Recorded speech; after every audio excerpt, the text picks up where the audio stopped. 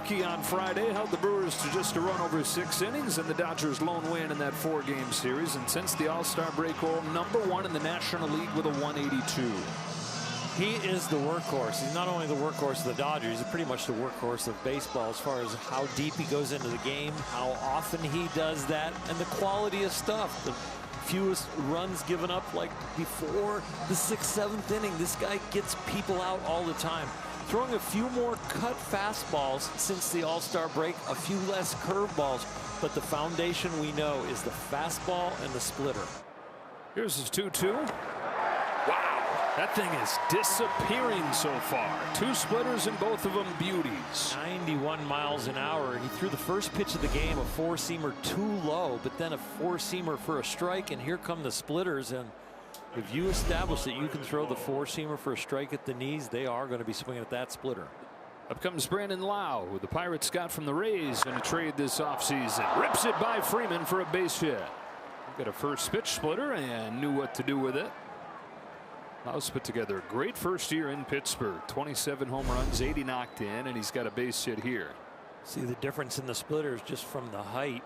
All of a sudden, one is waist high, not breaking as sharp. The other started at the knees, ended up in the dirt. Freddie almost captured it. Gets hit by this cutter. And so first and second against Yamamoto. Again, some traffic in the first. One's a base hit that they earned. Another one a hit batter the Yamamoto hands to them. He's going to have to face these first inning demons right here. Jumps on the first one, bangs it into center field. An aggressive wave to Lau. Here comes the throw from Pages offline. 1-0 Pittsburgh. RBI single for Nick Gonzalez. 1-0 very quickly. He hits another high splitter, and it is off to the races with a little stumble coming around third right there. Gave Pages a chance, but the throw being offline. If it was online, it would have been a bang play, but kind of breaks stride right there, and just kind of his right knee collapsed on him. But that would have given him a shot at home, but still too late. And then when it's in play, he's as fast as anybody. Bouncing ball to Freddie Freeman. He will feed Yamamoto for out number 2.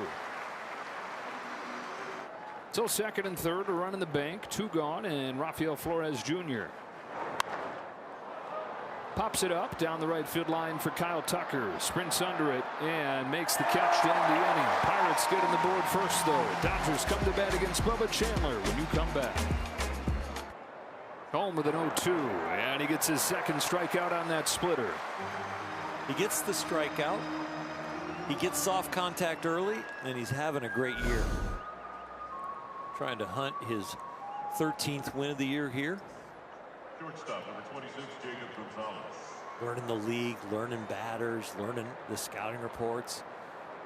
But he wants to go next level into present tense. Sinker for strike 3. Back-to-back Ks in the second.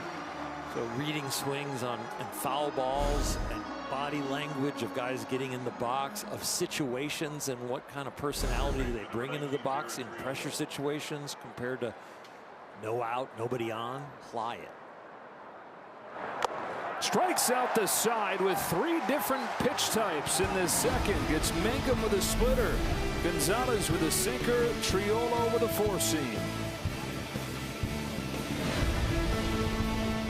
Wow, this guy, you know, don't mess with him. But then when you talk to them, they really cared about you. Knuckling bouncer to Mookie Betts. Horwitz the first out of the third. Instead of maybe having to go to 3 relievers to finish a game that he starts, you might only have to go to 1. Poke towards the left field corner. Hernandez sprints over there. It lands just fair and bounces into the seats at double. So Lau is 2 for 2. A tying run in scoring position here in the third. Number 10, Brian Reynolds. Decent pitch. Better position on the hitting. Here comes the 2-2 pitch. Reynolds. Challenge coming here from Fiducia that's going to get him a strikeout on that sinker. Malachi Moore a couple times, it looks like, has given up on that sinker coming back. And this time, thanks to ABS powered by T-Mobile, he's going to get the strikeout anyways.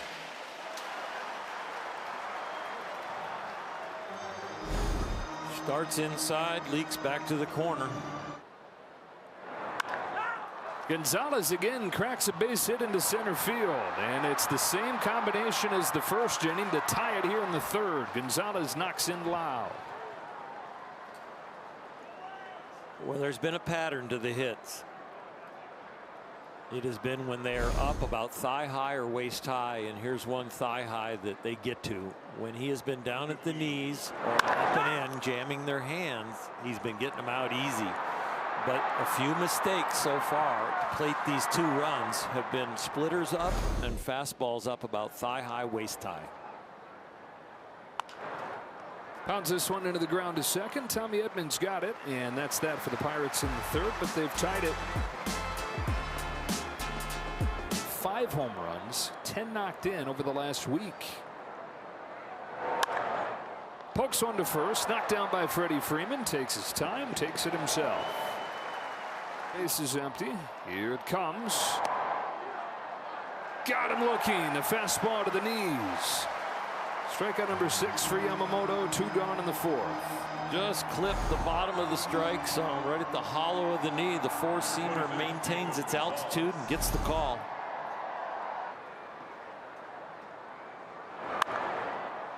Sky high on the left side of the diamond. Mookie Betts makes the call. Max Muncy backs off, and that's a 1-2-3-4.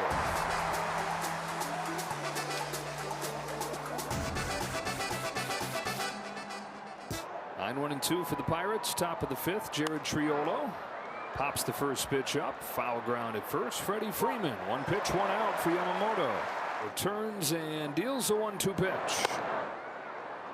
Boy, that sinker's been awesome tonight. I don't know if this one quite got back, but Catcher pretty is challenging close. to call a ball.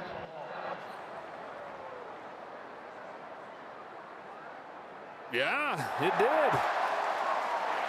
Call's overturned. Los Angeles has 2 challenges remaining.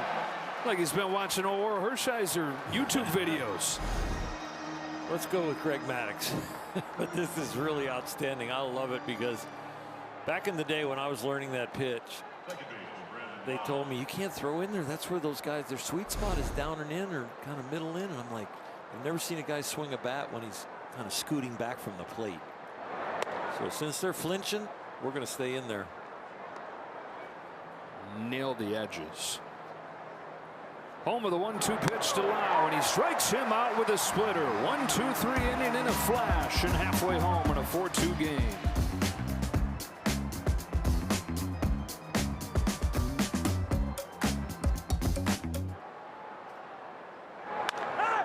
It was sinker. Yeah.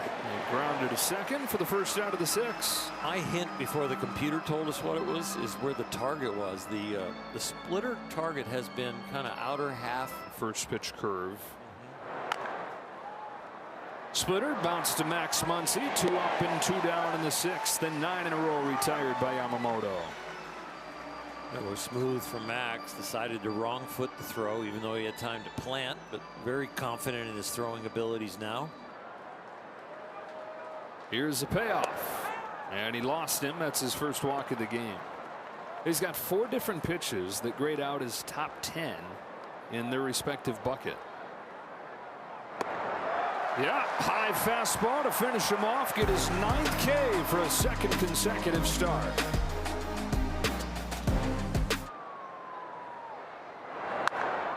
Hit hard to right center field. That'll split the gap. Extra bases for Mangum to lead off the 7th.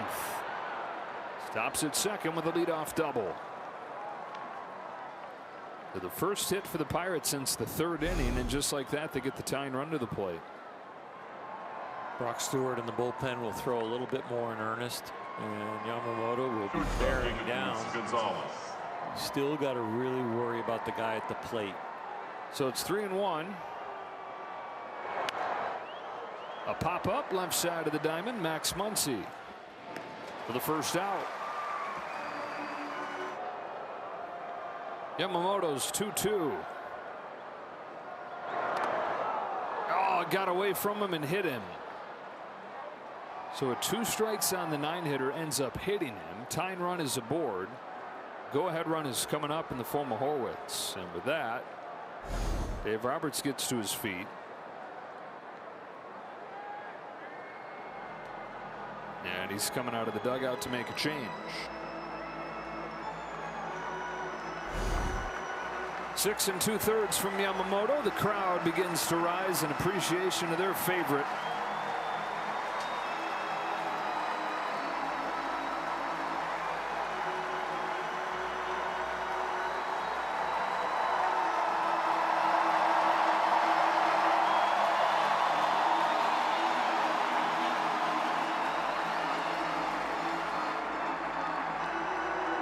With a sinker, Triolo with a 4-seam.